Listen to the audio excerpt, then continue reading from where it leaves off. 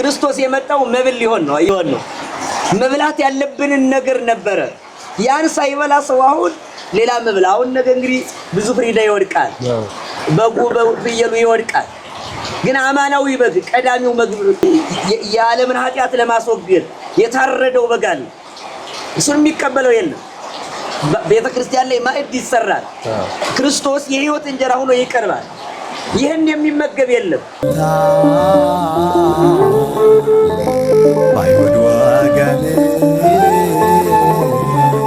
ሰላም ጤና ይስጥልን ክቡራና ክቡራት ውድ የመዓዛ ቅዱሳን ቤተሰቦች እንደምን ሰነበታችሁልን እኛ እጅጉን በጣም ደህና ነን ቸር አምላክ የተመሰገነ ይሁን በእያላችሁበት በሰላም በጤና እንደሆናችሁ ተስፋ እናደርጋለን እንግዲህ ዛሬ ደግሞ ለየት ባለ መልኩ ትንሳኤን አስመልክቶ ከመምህራችን ጋር አንዳንድ የእናንተን ጥያቄዎች ስላሉ እነሱን በማንሳት የምንወያይ ይሆናል እስከ ቪዲዮ ፍጻሜ ድረስ አብራችሁን እንድትቆዩ በአክብሮት ጠይቃለሁ አዲስ የሆናችሁ ካላችሁ ቻናሉን ሰብስክራይብ በማድረግ ለወደፊቱ ተጠቃሚ እንድትሆኑ ከወዲሁ አሳስባለሁ ውድና ሁሌም ደግሞ የምትከታተሉ ቤተሰቦቻችን ላይክ እና ሼር በማድረግ ለሌሎች እንዲደርስ እንድታደርጉ አክብሮት ጠይቃለሁ ያው ስለ ድምጼ ትንሽ እንግዲህ ይቅርታ ጠይቃለሁ ሰሞኑን ጉንፋን ትንሽ አስቸጋሪ ነውና ያዝ አድርጎኛል ይቅርታ ጠይቃለሁ ወደ መምህራችን እንሄዳለን ጤና ይስጥልን የኔታ እንደሰነበቱ እግዚአብሔር ይመስገን መልካም እንግዲህ ያው ጥያቄዎቻችን ለመመለስ እዚህ ስለተገኙ ከልብ እናመሰግናለን በቤተሰቦቻችን ስም እስኪ ለቤተሰቦቻችን በእርግጥ አዲስ አይደሉም ብዙ ጊዜ ትምህርቶችን በመስጠት ይታወቃሉ ግን እስኪ ስለራስዎት ለቤተሰቦቻችን አንዳንድ ነገር ይበሉልን መምህር ሲሳይ እባላለሁ በማዕከላዊ ጎንደር የደብረመዊ ቀዳሚ አድባራት አበራ ቅዱስ ጊዮርጊስ የስብከተ ወንጌል ኃላፊ ነኝ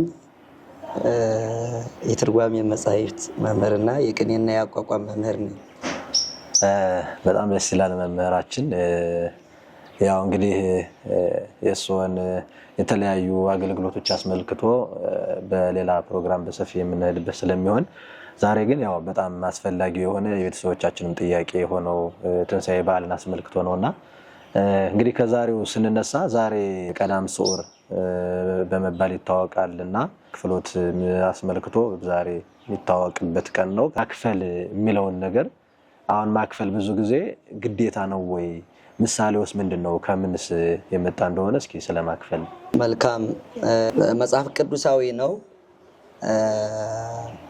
ጾሙም ያው የፈቃድ ግዴታ ያለበት ነው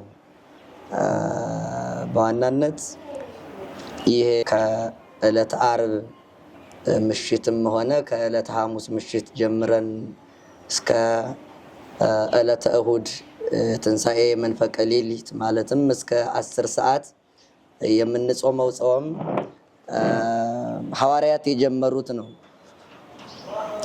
መነሻው የማቴዎስ ወንጌል ምዕራፍ 9 ቁጥር 15 ጀምረን ስንመለከት የዚህ ነገር መነሻ ሐሳቡ አለ ሐዋርያት ናቸው ይሄንን ጾም የጾሙት በዚህ አሁን በተጠቀስኩት ምዕራፍ ላይ ሐዋርያት እሸት እየቆረጡ በሚበሉበት ሰዓት በዚያ በዘመነ ኦሪት አይሁድ ጥያቄ ያነሱ ነበር የዮሐንስ ተማሪዎች ይጾማሉ ያንተ ደቀ መዛሙርት ግን አይጾሙም ብለው ክርስቶስን ጠይቀውት ነበር ክርስቶስ የመለሰላቸው መልስ ግን ይክሉ ደቂቁ ለመራዊ ጸዊ መወላህ አምጣና አለው መራዊ ምስሊሆሙ ነው ያላቸው የሙሽራው ሚዜዎች ሙሽራው ከነርሱ ጋር ሳለ መጾም አይችሉም ነገር ግን ወባህቱ ይመጽመዋል ሙሽራውን ከነርሱ ለይተው የሚወስዱበት ጊዜ ይመጣል ያን ጊዜ ይጾማሉ ብሏቸዋል ሙሽራውን ከነርሱ ሚዜዎቹ ሐዋርያት ናቸው ሙሽራው ይያለ ያላውን ራሱን ነው ክርስቶስ ነው እንደ የሚል ምክንያቱም በዚያን ጊዜ በዘመነ ኦሪት አሁን መጾም አይችሉም ነገር ግን ይሄ በዚሁ የሚቀር አይደለም አሁን ዛሬ እሽት እየቆረጡ ሲበሉ አይታችሁ ፈጽመው የማይጾሙ ሆነው የሚቀሩ እንዳይመስላችሁ ሙሽራው ተለይቶ የሚወሰድበት ጊዜ ይመጣል ያን ጊዜ ይጾማሉ ብሏል ሙሽራው ከሚዜዎቹ ተለይቶ የተወሰደበት ሐሙስ ማታ ነው ሐሙስ ማታ በይሁዳ መሪነት የአይሁድ ጭፍሮች መጥተው ክርስቶስን ከወሰዱት ጊዜ ጀምሮ እሁሁ ለእግዚእነ የጌታችን ወንድም በመባል የሚጠራው አብሮ ያደገው ቅዱስ ያዕቆብ ከዚያን ጊዜ ጀምሮ እህል አልቀመሰም። ከሐሙስ ማታ ጊዜ ጀምሮ ማለት ነው። ያዕቆብን እንደ አብነት እንደ አርአያ አድርገው ሌሎቹ ሐዋርያት ሁሉ ትንሣኤውን ሳናይ እህል አንቀምስም ብለው ሁሉም እስከ ትንሣኤ ሌሊት ድረስ እህል ሳይቀምሱ ጾመውታልና ያንን አብነት በማድረግ እነሱን መሰረት በማድረግ መነሻ በማድረግ ክርስቲያን ሁሉ ዛሬ ይሄንን ጾም ይጾመዋል ማለት ነው። ቀዳም ስዑር የተባለበት ምክንያት ይሄ ነው። ምክንያቱም አሁን ቀዳሜና ቀዳሚትና እሁድ ተጾመው አያውቁም፣ አይጾሙም ነበረ። አሁን በሐዲስ ኪዳን ቀዳሜም አይጾምባትም፣ እሁድም አይጾምባትም። ስዑር ያሰኛትም የሚታረስባት የሚቆፈርባት ናት ማለት አይደለም። አንዳንድ ሰዎች ተሽራለች እያሉ እንጠበባት እንረስባት ሊያርሱባት ሊቆፍሩባት ያምራቸዋል። እንደዚህ አይደለም። እንደውም በጣም ክብርት የሆነች ከሌሎቹ ቀዳሚያት ወይም ቀዳሚዎች ይልቅ ልዩ በአመት አንድ ቀን በልዩ መልኩ የምናከብራት ልዩ የክብር ቀን ናት እና ስዑር ያሰኘው ስራ የሚሰራበት ነው ማለት ሳይሆን የማይጾምባት ቀን ስለተጾመባት ነው። ምክንያቱም ዓርብና ረቡዕን ጾማለን፣ በቅዳሜ ግን አንጾም እና ስለተጾመባት በጾም በሻሯን በጾም ነው ስዑር ያሰኛት ለማለት ነው። ሌላኛው ስዑር ማለት ለምለም ማለት ነው። በነገራችን ላይ ሰዓረ ሻረ የሚል ግስ አለ። ስዑር ማለት የተሻረ ነው። የተሻረ በጾም ነው። አዎ ስለተጾመባት ነው። ስዑር ደግሞ እንደገና ለምለም ማለት ነው። ለምለም ግጫ የሚታደልባት ቀን ናት። ከዚህ አንፃር ስዑር የሚባል ስም ተሰጥቷታል። በጣም የሚገርም ነው መምህራችን። ስለዚህ ስዑር የሚለው የሚያገለግለው በጾም መሻሯን ነው ተደርጎ የማያውቀውን ቀዳሚት ያው በሰንበት ነች። ሰንበት እንደመሆኗ መጠን ጾማ አንጾም በሰንበት ደግሞና ይሄ ዛሬ ግን ተሽራ ስለምትጾም ከዛ አንፃር ነው ስዑር የተባለችው። በትክክል ፍትሐ ነገሥት በእንተ ጾም ላይ ወይ ይጾሙ በዕለተ ቀዳሚትና በዕለተ ሰንበት በእሁድና በቅዳሜ አይጾሙባቸው ብሎ በውግዘት አስቀምጧል። ጾም የለም። በሰለስቱ ምዕት በሃይማኖተ አበው ሕንጻ መነኮሳት ላይ አይጾሙባቸው ካሉ በኋላ ነገር ግን እስከ 6 ሰዓት እስከ 7 ሰዓት የሚጾምበት ጊዜ አለ ብለዋል። ቅዳሜ ብቻ ቅዳሜ ምን ጊዜም ከበዓለ 50 ውጭ ባለ ቅዳሜ እስከ 6 ሰዓት መቆየት የቤተ ክርስቲያን ሥርዓት በየትኛውም ቅዳሜ ከበዓለ 50 ውጭ ያሉ። ከዚያ በኋላ ግን ቅዳሜ አትጾም። ቀዳሚት የምትጾም ዛሬና ዛሬ ብቻ ነው። ስዑር ያሰኘው ይሄ ነው እንጂ በሌላ ነገር የተሻረች ወይም ያለፈች ናት ማለት አይደለም። ክብርት ናት። በጣም ጥሩ መምህራችን። እንግዲህ ቀዳም ስዑርን አስመልክቶ ይሄን ከተነጋገርን ያው እንግዲህ ዋናውና መነሻችን ደግሞ ትንሣኤውን አስመልክቶ ስለሆነ እንግዲህ ጌታችን የመድኃኒታችን ኢየሱስ ክርስቶስ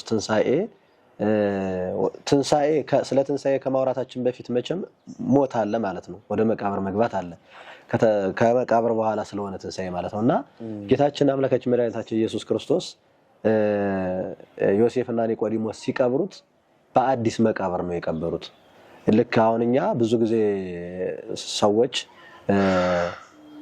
ወደ ሞት በሚሄዱበት ጊዜ ብዙ ጊዜ ተደራርቦ የመቀበር ልምድ አለ። በእርግጥ ከቦታም ጥበት ሊሆን ይችላል። እንግዲህ ከምናየው ብዙ ጊዜ ተደራርቦ የመቀበር ነገር አለ። ጌታችን ግን ንጹህና አዲስ መቃብር ላይ ነው የተቀበረውና ለዚህ ምሳሌ ያለው ወይ እንደው ይሄን አስመልክቶ ምንድነው ከአዲስና ንጹህ መቃብር ላይ እንዲቀበር የሆነው ምሳሌ ካለው ምናልባት? ጥሩ ጥያቄ ነው። ጌታችን አምላካችን ኢየሱስ ክርስቶስ የዓለም ጌታ ሲሆን በመቃብር መወሰኑ በጣም ድንቅ ነገር ሲሆን ደግሞ ከዚህም በላይ በአዲስ መቃብር መቀበሩ ደግሞ ይሄ ደግሞ ልዩ ምስጢር ያለው ነው። ክርስቶስ የተቀበረ እንደተጠየቀው በአዲስ መቃብር ነው የተቀበረ። ዮሴፍ ኒቆዲሞስ ናቸው።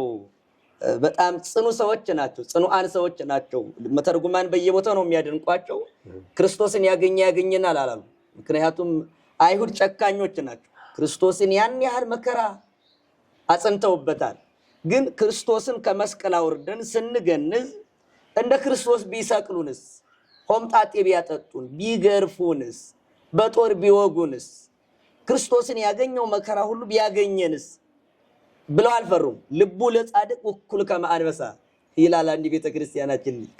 የጻድቅ ሰው ልቡ እንደ አንበሳ የተማመነ ነው። አንበሳ ደፋር ነው፣ ጽኑ ነው። እነሱም ይሄን ሁሉ ሳይፈሩ ከጲላጦስ ከዳኛው ሄደው ተካሰው ነው መውረድ አለበት ብለው ሰንበትም እየገባ ስለነበረ አውርደው በክብር ገንዘው ዮሴፍ ለራሱ ብሎ ያሰራው አዲስ መቃብር ነበር። በዚያ በአዲስ መቃብር ነው ክርስቶስን የቀበሩት። የማቴዎስ ወንጌል ምዕራፍ 7 ቁጥር 58 ላይ ስንመለከት ወቀበርዎ ውስተ መቃብር ሐዲስ ዘሎቱ አውቀረ ይላል። ዮሴፍ ዘአርማትያስ ለራሱ ብሎ ያሰራው አዲስ መቃብር ነበር። ክርስቶስን የቀበሩትም በዚያ በአዲሱ መቃብር ነው፣ ባሮጌ መቃብር አይደለም የተቀበረው። ቅድም እንደተባለው አሁን በዘመኑ በተለይ ብዙ ሰዎች ከአንድ መቃብር ሊቀበሩ ይችላሉ፣ እየተቀበሩም ነው። ክርስቶስ ግን እንዲህ አይደለም። ሰው ካልተቀበረበት ከአዲስ መቃብር ላይ ነው የቀበሩት። ለምን ግን አዲስ መቃብር ሆነ የሚለው ጥያቄ ትክክለኛ ጥያቄ ነው። በዋናነት ክርስቶስ ባወቀ የሚያስፈጽመው ምስጢር አለ። ሰዎቹ ሳያውቁ ደግሞ እንደገና የሚሰሩት ስራ አለ። ለምሳሌ አይሁድን ስንመለከት አይሁድ ክርስቶስን በቀኝና በግራ ወንበዴ ሰቅለው ነበር አይደል? እነሱ የሰቀሉት እንደነሱ ሐሳብ ክርስቶስን ከወንበዴዎች ጋር የሰቀሉት ከወንበዴዎች እንዳንዱ ነው እያሉት ነበር። ክርስቶስ ግን ምን ያመሰጠረ ነበር፣ እየፈጸመ ነበር። በዚያ ውስጥ ከጻድቃን ጋራ ከበደለኞች ጋራ ተቆጠረ ያለው ትንቢቱን እየፈጸመ ነው። ተወለቆም ስለጅጉያ እርሱ ከበደለኞች ጋራ እየተሰቀለ እኛን ከጻድቃን ጋራ ለመቁጠር ነው። ሌላኛው ደግሞ ምን እየፈጸመ ነበር? በኋላ ለፍርድ በመመጣበት ሰዓት እናንተን ኃጥአንን በግራ አቆማችኋለሁ፣ ጻድቃንን ደግሞ በቀኝ አቆማችኋለሁ እያሰኘ ነበር። እነዚህ ሰዎችም አዲስ መቃብር አዘጋጁና በአዲስ መቃብር ክርስቶስን ቀበሩት። ይህን ያህል ምስጢሩ ለነርሱ በጊዜው ግልጥ ሆኖ አይደለም። ክርስቶስ ግን በዚያ ውስጥ ስራውን እየሰራ ነው። አንደኛ ከጥያቄ ለመዳን ክርስቶስ በአዲስ መቃብር ነው የተቀበረ። በአዲስ መቃብር የተቀበረው ክርስቶስ ባሮጌ መቃብር ተቀብሮ ቢሆን ወይም ደግሞ ቅድም እንዳልከው ሰው ከተቀበረበት መቃብር ላይ ተነስቶ ቢሆን ኑሮ የተነሳው እኮ ደግ ሰው ከተቀበረበት መቃብር ላይ ተነስቶ ተቀብሮ ስለነበረ ያ የተቀበረው የጻድቁ አጽም እንደ ኤልሳ ማለት ነው። የኤልሳ መቃብር ያንድ ሰው አስከሬን ተንከባሎ ሄዶ ከኤልሳ መቃብር ላይ ገባ። የኤልሳ አጽም የዚያን ሰው አካል ነከው። በዚህ ጊዜ አጽሙ የዚያን ሰው ምውት አካል አስነስቶት ነበር። ክርስቶስም ከእንዲህ አይነት ከሌላ ወይ ከአንድ ነቢይ ከአብርሃም መቃብር ላይ ከይስሐቅ ወይ ከያዕቆብ መቃብር ከሙሴ መቃብር ላይ ተቀብሮ ቢሆን ኑሮ ሲነሳ ያስነሳው የጻድቁ ሰው አካል ነው፣ አስከሬኑ ነው፣ አጽሙ ነው።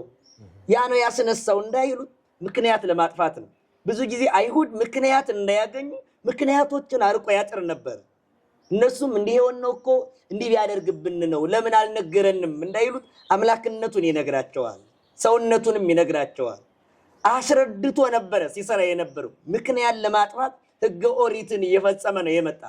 ይሁዳን ለምሳሌ አሁን ሰርግ ቤት ሲሄድ ከሰርግ ቤቱ ይሁዳም አብሮ ሄዶ ነበር ቃና ዘገሊላ ላይ። ለምን? ምክንያት ለማጥፋት ነው። ለምን ሰቀልከው ሲባል በኋላ አይ ታምራቱን ሲያደርግ ባያሳየኝ ነው እንዳይል ወደ ደብረ ታቦር ሲሄድም ይዞት ሄዷል። በዕለተ ሐሙስ ለሐዋርያት ቅዱስ ሥጋውን ክቡር ደሙን ባቀበለ ጊዜ የሚገርመው ለይሁዳ አቀብሎት ነበር። ያው ነው መዓት ሆኖበታል በኃጢአት ስለተቀበለው። ነገር ግን ዋናው ምስጢር ምንድነው ከተባለ ለሐዋርያቱ እሱን ሳያቀብለው ቢቀራውን ከምስጢረ ምጽአቱ ቢለየው ከምስጢረ ቁርባኑ ቢለየው ከምስጢራቱ ሁሉ ስለለየኝ በሞቱ ገባውበት ይል ነበረ። ምክንያት ለማጥፋት ይሁዳን ከየትኛው ምስጢር አለየው። አሁንም ቢሆን ባሮየ መቃብር ጻድቅ ሰው በተቀበረበት መቃብር ተቀብሮ ስለነበረ የጻድቁ ሰው አጽም አስነሳው እንዳይሉ ክርስቶስ ሰው ባልተቀበረበት መቃብር እንዲቀበሩ ነው። ሌላኛው የሚደንቀው ምስጢር ግን ለምን በአዲስ መቃብር ተቀበረ የሚለው ቅዱስ ዮሐንስ አፈወርቅ ይህንን አንቀጽ በተረጎመበት በማቴዎስ ወንጌል በሚገርም ሁኔታ ያመሰጥረዋል። አዲስ መቃብር ላይ ክርስቶስ የተቀበረው አዲስ የመቃብር ስርዓት ሰራሁላችሁ ሲል ነው ይላል። አዲስ የመቃብር ስርዓት በዘመነ ኦሪት የነበሩት ሰዎች የሚቀበሩት ፈርሰው በስብሰው ለመቅረት ነው። በሐዲስ ኪዳን ግን ከክርስቶስ መቃብር በኋላ ያሉት ክርስቲያኖች ሁሉ የሚቀበሩት ለመነሳት ነው።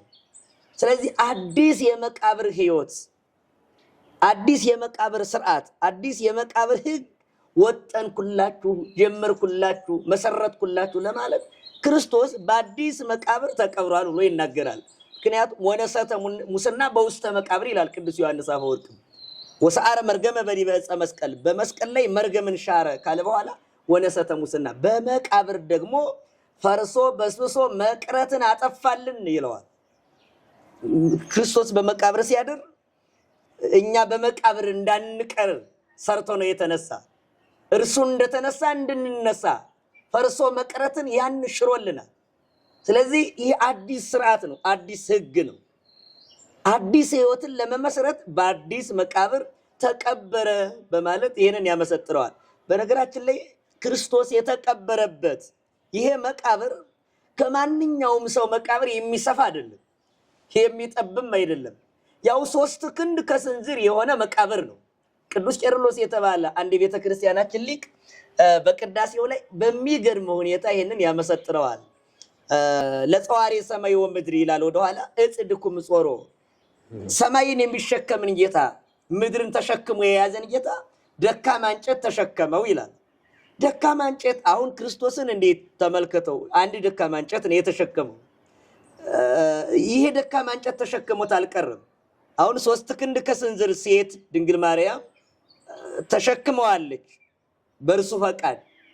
እርሷ ከወሰነችው በኋላ ግን እርሷ ምክንያት ሆና መነሻ መሰረት ሆና እነ ሰሎሜ አዝለውታል፣ መርከብ ተሸክሞታል፣ ደካማ እንጨት ተሸክሞት ውሏል።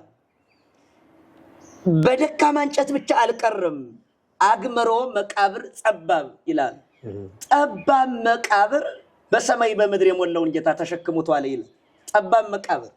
አሁን ክርስቶስ በጠባቡ መቃብር በአዲሱ መቃብር የተወሰነው ክርስቶስ በአዲሱ በጠባቡ መቃብር ውስጥ እንደተወሰነ በሰማይና በምድርም የሞላ ነበር። ለዘእምኔሁ ይርዕዱ ሰማያት ወምድር ይላል እንደው ቅዱስ ቄርሎስ። ሰማይና ምድር ከእርሱ የተነሳ የሚርዱለትን የሚንቀጠቀጡለትን ጌታ ጠባቡ መቃብር ግን እንዴት ተሸከመው? ዘአስተጋብአ አጽናፈ ዓለም በህፍኑ ይላል። አጽናፈ ዓለም በህፍኑ ዓለምን በፍኙ ነው የያዘ።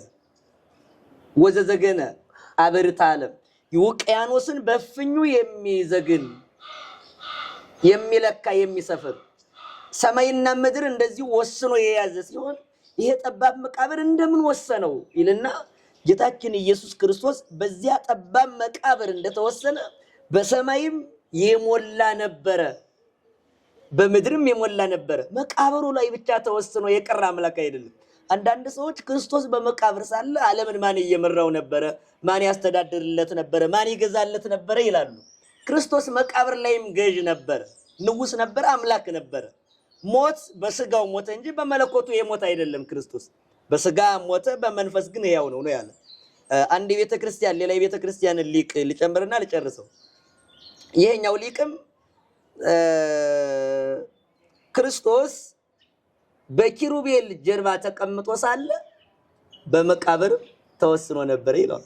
አንተ ንጉር ዲበ ኪሩቤል ወአንተ ህዱር ውስተ ከርሰ ምድር ጽውረ ተርየ ለተወዱ። አንተ በኪሩቤል ጀርባ ላይ ተቀምጠ ሳለ በመቃብር ውስጥም ነበርክ ነው የሚለው። በመቃብር ውስጥ ሳለ ደግሞ በኪሩቤል ጀርባ ላይ ነበርክ ይላል። በኪሩቤል ጀርባ ላይ ሳለ መቃብር ውስጥ አለ።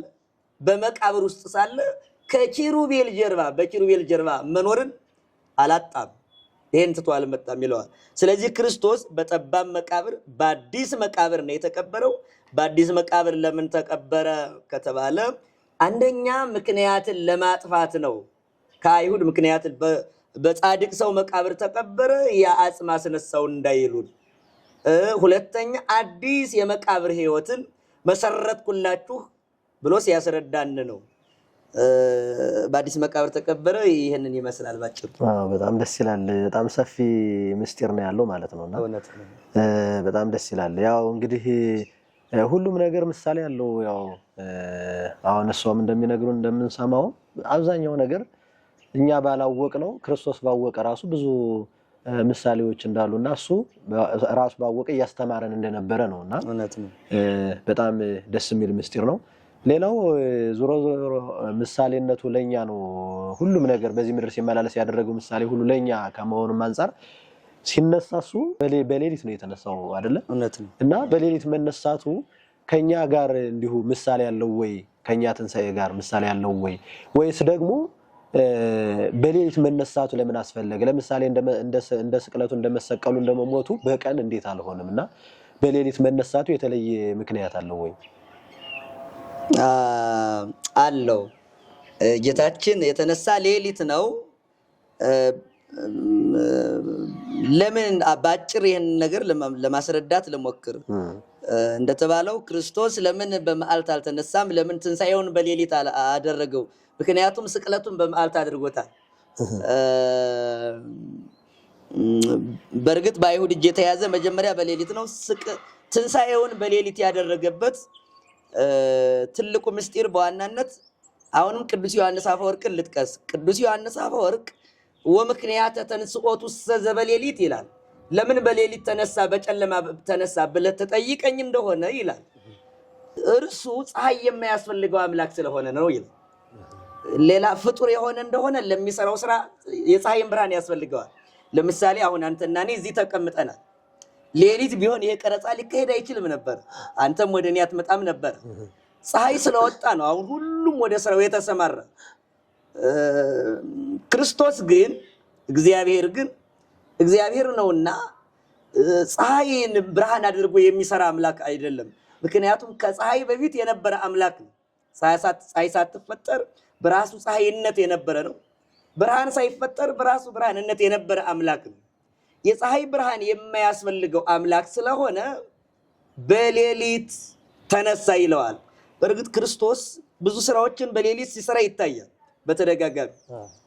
ለምሳሌ ያህል ክርስቶስ የተወለደም በሌሊት ነው። በነገራችን ላይ የተወለደበት ሰዓቱም አንድ ነው። ቅድም እንደተባለው 10 ሰዓት ነው። መንፈቀ ሌሊት 6 ሰዓት ነው። 10 ሰዓት ነው። ክፍለ ዳግም መንፈቅን ነው እንጂ የክርስቶስ ትንሳኤ 10 ሰዓት ነው የተነሳ። 4 ክፍል አለ። ለምሳሌ ያህል ክፍለ ዳግም የሚባለው ከ1 ሰዓት እስከ 3 ሰዓት፣ ከዚያ እስከ 6 ሰዓት፣ ከዚያ ደግሞ እንደገና እስከ 9፣ ከዚያ በኋላ ያለው እስከ ነገ ያለው ማለት ነው። 4 ክፍል አለ እና መንፈቅ የሚያሰኘው ክፍለ ዳግም የሁለተኛው እኩሌታ ግማሽ ነው። 6 ሰዓት አንድ ግማሽ ነው። ከዚያ በኋላ ደግሞ 6 ሰዓት አለን። ከዚያ በኋላ ያለው የስድስቱ ሰዓት ግማሽ ነው መንፈቅ የሚያሰኘው እና 6 ሰዓት ሳይሆን ትንሳኤው 10 ሰዓት ነው። ልደቱም 10 ሰዓት ነው። ጥምቀቱም 10 ሰዓት ነው ሌሊት። በተመሳሳይ ትንሳኤውም 10 ሰዓት ነው። ከሁሉ የሚገርመው ግን ይህን ዓለም የሚያሳልፈውም 10 ሰዓት ነው። ዳግም ምጽአቱ ይህን ዓለም ለማሳለፍ። ስለዚህ ከዚህ የተነሳ ክርስቶስ በሌሊት ስራዎቹን ይሰራል። በተደጋጋሚ 10 ሰዓት በዚህ ሰዓት ብዙ ስራዎችን ሰርቷል። ወደፊትም ይህን ዓለም የሚያሳልፈበት ይሄ ነው እና ሌሊት ያደረገው ለምንድን ነው ሲባል ቅድም የተባለው ነው። አስቀድሞ ክርስቶስ ዓለምን ከመፍጠሩ በፊት ብርሃንን ከመፍጠሩ በፊት ጨለማ ነበር። የጨለማ መፈጠር ይቀድማል። እንግዲህ ጨለማ ፍጡር ነው አይደለም ብዙ እይታዎች አሉ። የኛ ቤተክርስቲያን ጨለማ ፍጡር እንደሆነ ነው የትርጓሜ መጻሕፍቶቻችን የሚያስቀምጡት። ስለዚህ ግን ጨለማውን አስቀድሞ ነበር የፈጠረው ክርስቶስ። ነገር ግን ክርስቶስ በጨለማ ውስጥ ስራውን ይሰራ ነበር። ጨለማን አስቀድሞ ፈጥሮታል። ጨለማን ከፈጠረ በኋላ ብርሃንን አምጥቷል። ለእግዚአብሔር ልማዱ ነው እንዲህ አይነት ነገር። ጨለማን አስቀድመ ብርሃንን አመጣ ይላሉ መተርጉማን። ኦሪትን አስቀደመ ዋናዋን ወንጌልን ቀጥሎ አመጣ። ይህንን ዓለም አስቀደመ። መቼም መንግስተ ሰማያትን ደግሞ ያመጣል። አየው። ስለዚህ መቼም ይህ ዓለም በመንግስተ ሰማያት ዘንድ ሲነጻጸር ይህ ዓለም ደካማ ነው፣ ከንቱ ነው፣ ትንሽም ነው፣ ከንቱም ነው። ነገር ግን አስቀድሞ የሰጠን የትኛውን ነው? ይህን ዓለም ነው አይደል? አስቀድሞ የፈጠረው የቱን ነው? ጨለማውን። መከራ ይቀድማል፣ ደስታ ይከተላል። እንዴ ነው። ክርስቶስ ግን በጨለማ ውስጥም በመከራ ውስጥም ስራውን ይሰራል። ትንሣኤውን በሌሊቱ ያደረገበት ትልቁ ነገር አንደኛ ፀሐይ የማያስፈልገው አማናዊ ፀሐይ ዘይዓርብ ይለዋል። እንደውም ሊቁ የማይጠልቅ ፀሐይ ይለዋል ራሱ ክርስቶስ። እኔ ራሴ ፀሐይ ነኝ ነው። እኔ የዓለም ብርሃን ነኝ አይደል ያለ? እኔ ራሴ ብርሃን ነኝ፣ እንደናንተ ብርሃን የሚያስፈልገኝ አይደለሁም፣ እኔ ብርሃን ነኝ ለማለት በዚያ በጨለማው ሌሊት ትንሣኤውን አድርጓል። የፀሐይ ብርሃን የማያስፈልገው እንደውም ፀሐይን የሚያጨልም ፀሐይ ነው እርሱ ክርስቶስ። ክርስቶስ በተሰቀለ ጊዜ ፀሐይ ጨልሞ ነበር አይደል? ለምንድን ነው የጨለመው ካልነው ፀሐይ በክርስቶስ ፊት ማብራት ስለማይችል ነው። አቅም የለውማ። በአማናዊ ፀሐይ ፊት ማብራት ቅዱስ ዳዊት ስመ ጽልመትን ይጸልም በኀቤከ ይለዋል። በአንተ ዘንድ ጨለማ አይጨልምም ይለዋል። በክርስቶስ ዘንድ ጨለማ የለም። ሌሊት ቀን ነው፣ መዓልትም ቀን ነው። ስለዚህ በእርሱ ዘንድ ጨለማ ስለሌለ ይህንን አድርጎታል። ቅዱስ ዮሐንስ አፈወርቅ ሁለተኛ ይህንን እንዲህ በማለት ጨርሰዋል። ስለምን ትንሣኤውን በሌሊት አደረገ ትለኝ እንደሆነ ጽልመት ኃጢአትን እንዳስወገደልን ለማስረዳት ነው ይላል። ኃጢአትን መጽሐፍ ቅዱስ በተደጋጋሚ በጨለማ ይመስላታል። በጨለማ ውስጥ ለሚኖር ሕዝብ ምን ወጣለት ነው የሚለው? ብርሃን ወጣለት ይላል። አው በጨለማ ውስጥ የሚኖር ሕዝብ የተባለ 5500 ዘመን የነበረው ሕዝብ ጨለማ የተባለ ፀሐይ የማይወጣበት ዘመን ሆኖ እኮ አይደለም። ጨረቃም ነበረች፣ ከዋክብትም ነበሩ። ለምን? በጨለማ በኃጢአት ውስጥ ለነበረ ሰው ነው ጨለማ ያለው። ኃጢአትን አሁን ጨለማ አያስተያይም። ቅድም እንዳልነው ጨለማ ቢኖር አሁን አንተያይም ነበር። ጨለማ ግንድ ጋር ያላትማል። አየው፣ ጉድጓድ ውስጥ ሊጥል ይችላል፣ ባይር ላይ ሊጥል ይችላል። ኃጢአትም እንደዚህ ነው። ኃጢአት አያስተያይም። ወንድምህን እንዳታይ፣ አባትህን እንዳታይ፣ ጎረቤትህን እንዳታይ በመካከል መጋረጃ ነው የሚሆነው። ራሱ ክርስቶስን ምን እንዳታየው ማለት ነው። ክርስቶስን እንደዚህ የሚያደርግ ነው።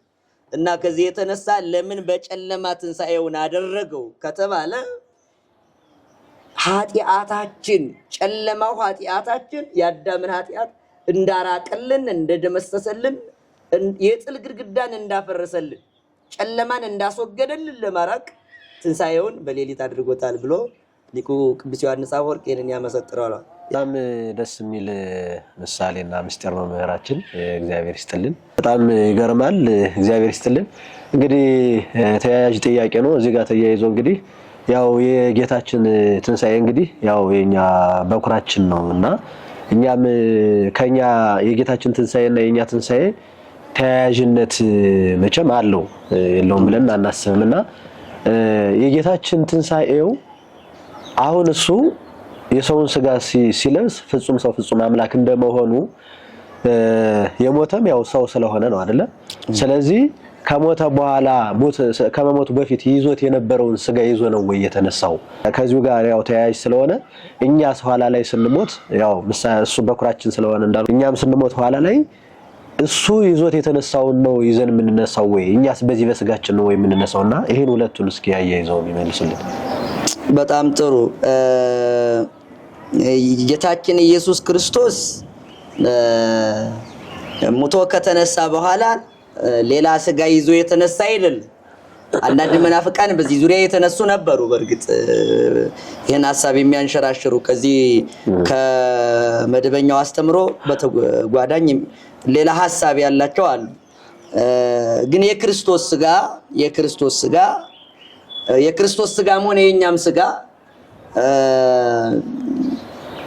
የሚነሳው ያው ስጋ ነው። ያው ስጋ ነው ማለት ምን ማለት ነው? ግን ያው ስጋ ነው ማለት ምን ማለት ነው? ሌላ ስጋ ይመጣል ማለት አይደለም። ተቀይሮ ወይም ተለውጦ ሌላ ይመጣል ማለት አይደለም።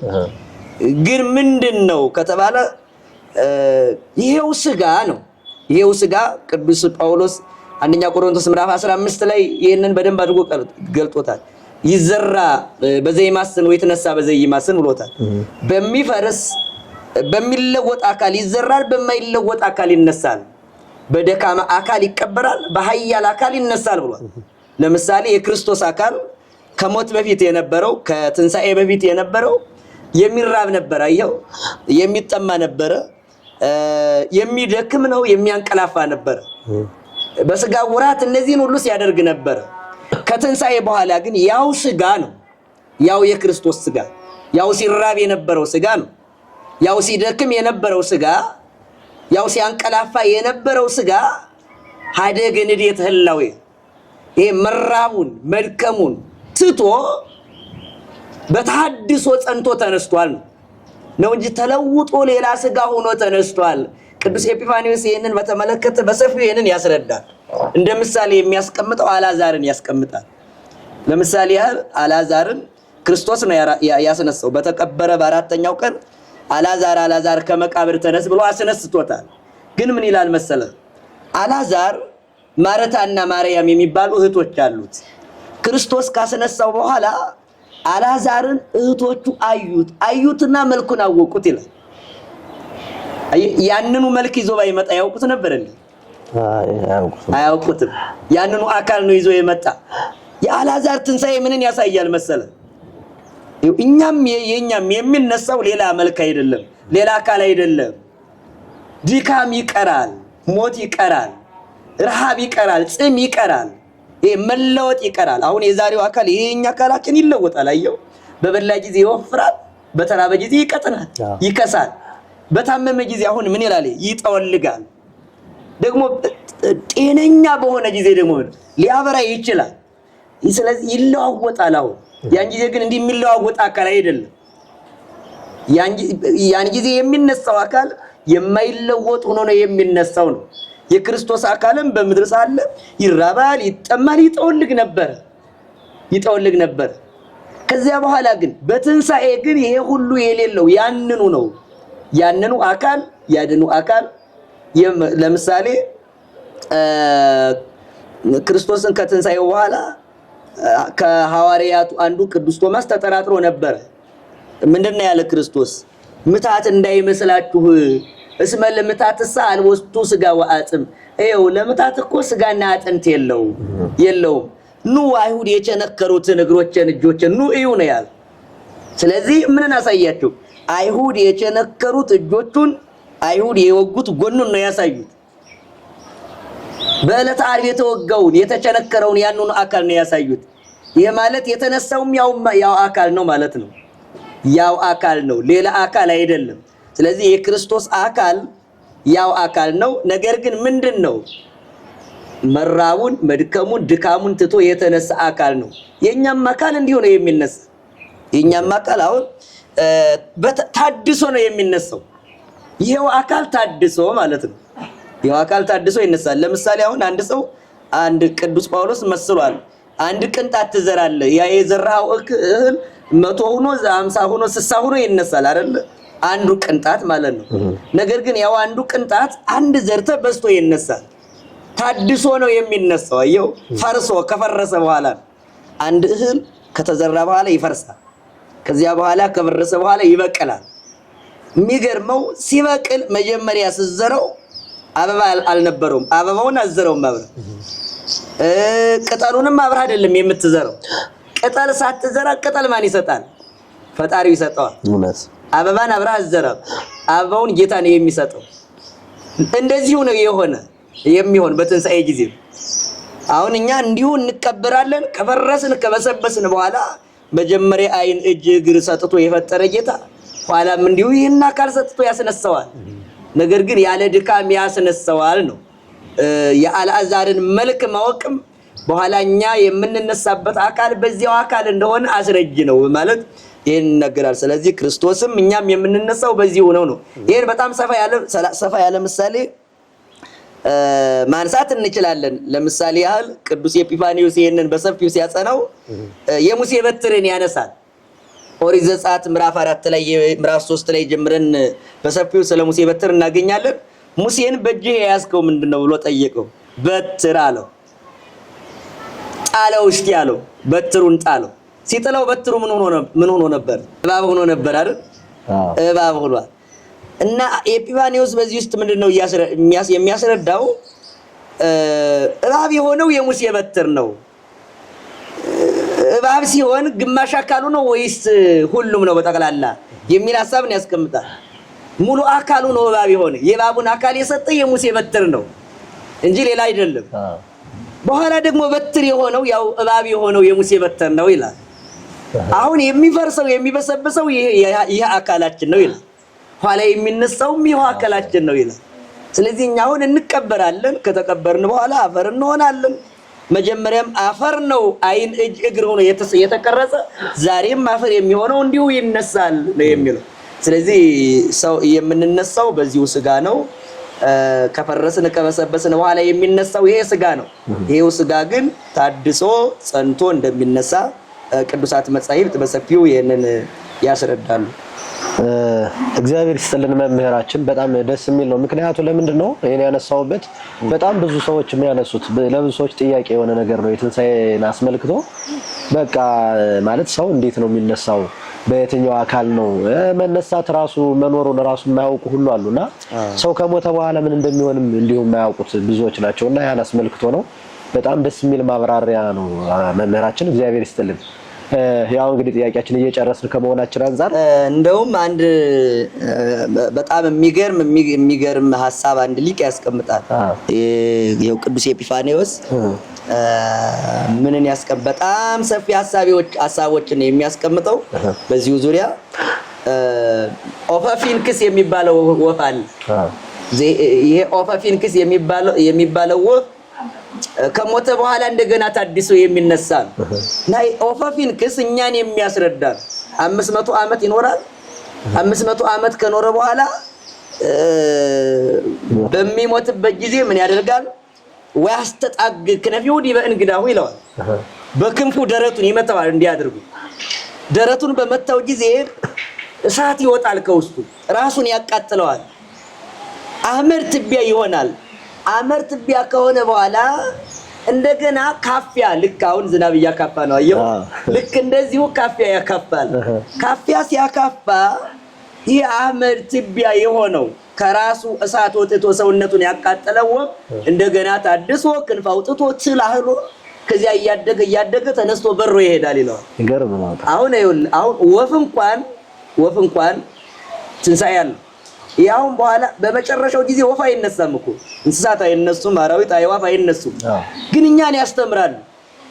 የነሱ ትንሣኤ ፍጹም ትንሣኤ አይደለም፣ እኛን ለማስተማር ነው። ይኸው ሙተህ የምትቀር አይደለም፣ አንተም ትነሳለህ ለማለት ነው። ለምሳሌ የሳራ ማህፀን፣ ሳራ ካረጀች በኋላ ወልዳ ነበር አይደል? ማህፀኑ አርጅቶ ነበር፣ ሙቶ ነበር ይላል ኤጲፋኒዎስ። ሳራም ብትሆን ኤልሳቤጥን የሚያነሳል።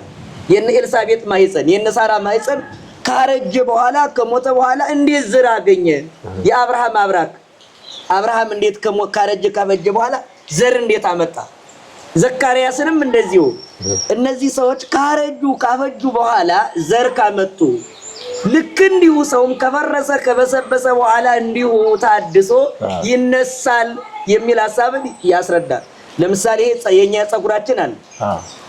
የኛ ጸጉሬ ለጸጉርሰ ይላጽይው ወማኮ ይቀርጽው ይላል ቅዱስ ኤጲፋኒዎስ። ጸጉሩን ወይ ይላጩታል ወይ ያስተካክሉታል ይላል። ነገር ግን በላጫው ጊዜ ምንን ይነግራል ይላል? ስትላጨው መሞትህን ይነግራል ነው የሚል። ግን ይሄን እግዚአብሔር የሚገርም ነው። አሁን ብዙ ጊዜኛ መጻሕፍት ነው የምናነባው። ጥሩ ነው መጻሕፍት ማንበባችን፣ ግን ሰው ራሱ መጻፍ ነው። አየው ስትላጭ ምን እያስተማርክ? ትንሣኤህን እየነገረህ ይኸው ትሞታለህ። ልክ እንዲሁ በሞት ትታጨዳለህ ነው። በሞት ትቆረጣለህ፣ ትሄዳለህ። እንደገና መልሶ ያበቅላል። ሲበቅል ደግሞ ምንን እየነገረ ነው? ይሄ ጸጉር ከተላጨ በኋላ መልሶ እንደበቀለው አንተ ደግሞ ከሞትክ በኋላ እንደገና ምን ትላለህ እያለ ነው። ትነሳለህ። ይሄ ወላ አጽፋረኒ ይሄንን ምስክር ያድርጋል። ያንተ ጥፍር ይቆረጣል፣ ተቆርጦ አይቀርም፣ እንደገና መልሶ ያድጋል። ጥፍርህን ስትቆርጠው ምን እያስረዳ ነው? ትሞታለህ። ሞትህን እየነገረህ ነው። እንደገና ሲያድግ ደግሞ ምን ትንሣኤህን እየነገረ ነው። ወደ ምስራቅ ተመልክተህ ዙረህ ስትመለከት ፀሐይን ታየዋለህ ይላል እሱ። ፀሐይ ይወጣል ይገባል ይላል። ሲገባ ሞትህን ነው የሚነግርህ። ይወጣል ጧት፣ ጧት ይወጣና በዚህ ዓለም ሲያበራ ይውላል። በዚህ ዓለም ሲያበራ መዋሉ መውጣቱ መወለድህን እየነገረ ነው። በዚህ ዓለም ሲያበራ መዋሉ ደግሞ ምንን እየነገረ ነው አለ? በዚህ ዓለም መኖርህን ነው የሚነግርህ። ማታ ይገባል፣ መግባቱ ደግሞ ሞትህን ይነግራል። መውጣቱ መልሶ እንደገና መነሳትህን ይነግራል እያለ ስለ ፍጥረት አሁን ገበሬ ዘር ይዘራል። አየው ይዘራል። መዝራቱ በማህፀን መጸነስህን ይነግራል። ይበቅላል። መብቀሉ ደግሞ መወለድህን ይነግራል ይላል። ያብባል። ማበቡ ጉርምስናህን ያስረዳል። ፍሬ ያፈራል። የዘራው ዘር ሲያፈራ 2-3 መቶ ፍሬ ሊያፈራ ይችላል። አንድ ሆነ ተወልደ ብዙ ሰው መውለድህን ብዙ ሰው ማስገኘትህን ያስረዳል። በኋላ ምን ይላል? ይደርቃል አለ። ሲደርቅ እርጅናህን ይነግራል አለ። ይታጨዳል። ሲታጨድ ሞትህን ይነግራል። ከዚያ ይወቃል። እዚያ አመድ ትቢያ መሆንህን ያስረዳል እያለ በሚገርም ያንን እንደገና አንስተህ ስትዘራው እንደገና ይበቅላል ይላል። ስለዚህ ሰው መሞቱንም መነሳቱንም ከራሱም ከስነ ፍጥረትም መረዳት ይቻላል ይላል። እና ምንድነው አሁን ይቺ ፀሐይ ትገባለች ትወጣለች። ሌላ ፀሐይ ሆና እኮ አይደለም የምትወጣው። ያቺው ፀሐይ ገባች፣ ያቺው መልሳ ደግሞ እንደገና ነገ ትወጣለች። ሰውም ይሞታል፣ ያው ሰው መልሶ ይነሳል ነው። ትዘራለህ፣ የዘራው ታድሶ ይነሳል ከፈረሰ በኋላ ሌላ አይደለም፣ ያው ራሱ ነው ታድሶ ፍሬ የሚሰጠው።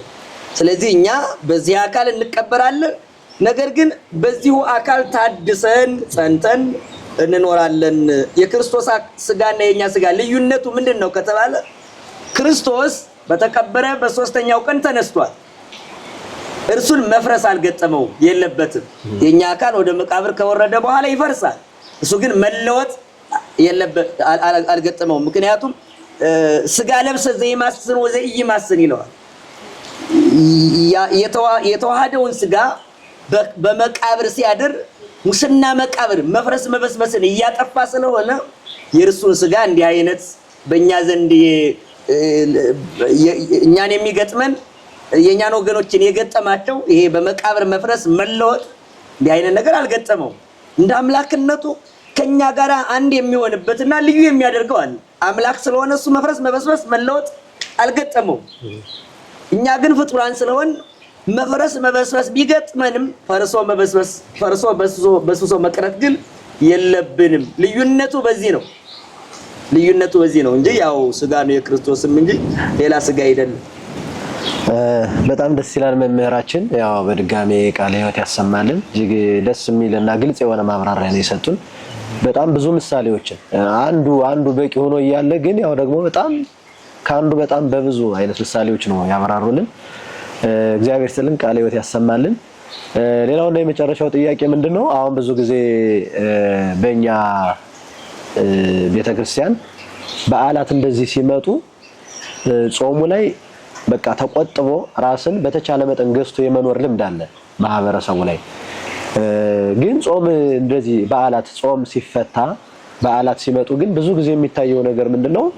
በቃ ይሄ ዝግጅቱ ምግብ ጋር ተያይዞ ሴሪሞኒ የበዓሉ ነገር በቃ ቤት ላይ የምናደርገው ነገር ምናምን እሱ ነገር ነው በቃ በዓል እንደሆነ የሚሰማን።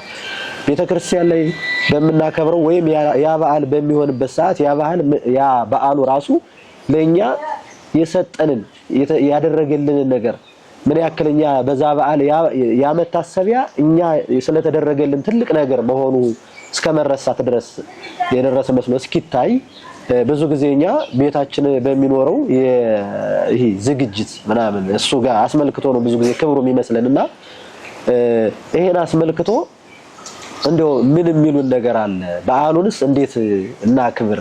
ይሄን አስመልክቶ እስኪ መልእክት ቢያስተላልፉ። በጣም ጥሩ ወሳኝ ሐሳብ ነው እሱ ሐሳብ። ይሄ በጣም በተለይ በኢትዮጵያ ኦርቶዶክስ ተዋሕዶ ቤተክርስቲያን ላይ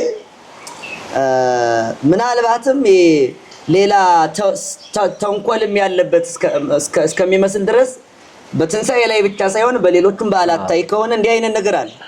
አሁን ጥምቀትን ከተመለከትክ፣ መስቀልን ከተመለከትክ፣ አሁን መስቀልን ስናከብር የክርስቶስን መከራ መስቀሉን አብረን እያሰብን ነበር።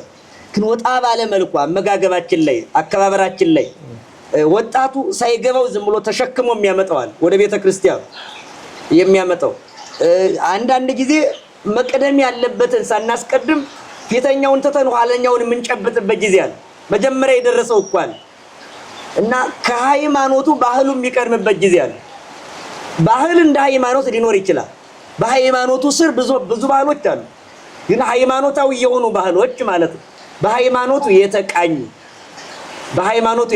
የተዋጁ ከሃይማኖቱ ሀዲድ የማይወጡ ነው አንዳንድ ጊዜ ሃይማኖቱንም የማይወጡ መሆን አለባቸው አንዳንዶቹ ባህሎች ሃይማኖቱን ይወጡታል ሃይማኖቱን ሰው ረስቶት ባህሉ ላይ ብቻ ሲያጨበጭብ ብሎ ሲዘፍን ብሎ ነው ስለ ሃይማኖቱ ትምህርትም ሳይማር ሳይረዳም በባህሉ ብቻ ተመልሶ የሚሄዳል አንዳንድ ሰዎች እንደው ባህሉን ብቻ አይተው ስለሚሄዱ ሃይማኖቱ ያው ብቻ ይመስላቸዋል ሃይማኖቱ ውስጥ ላይ ነው ያለ የሃይማኖቱ ነገር አይገባቸው ብዙ አሁን የጥምቀትን ለማክበር የሚመጣ ሰው ብዙ ወጣት ዳር ላይ አጨብጭቦ ነው የሚመለሰው አየህ ምናልባት ስለ ታቦቱ ገብቶ የማን ታቦት እንደወጣ ታቦቱ የወጣበት ምስጢር ጥምቀት የሚከበርበት ነገር ይህ አልገባው ዳር ላይ ወጣቱ ጋራ ሆሚለው ሆብሎ የሚዘፍነው ዘፍኖ የሚያጨበጭበው አጨብጭቦ የሚደንስ ደንሶ የማይገባውን ሁሉ አድርጎ ተመልሶ የሚሄድበት ጊዜ አለ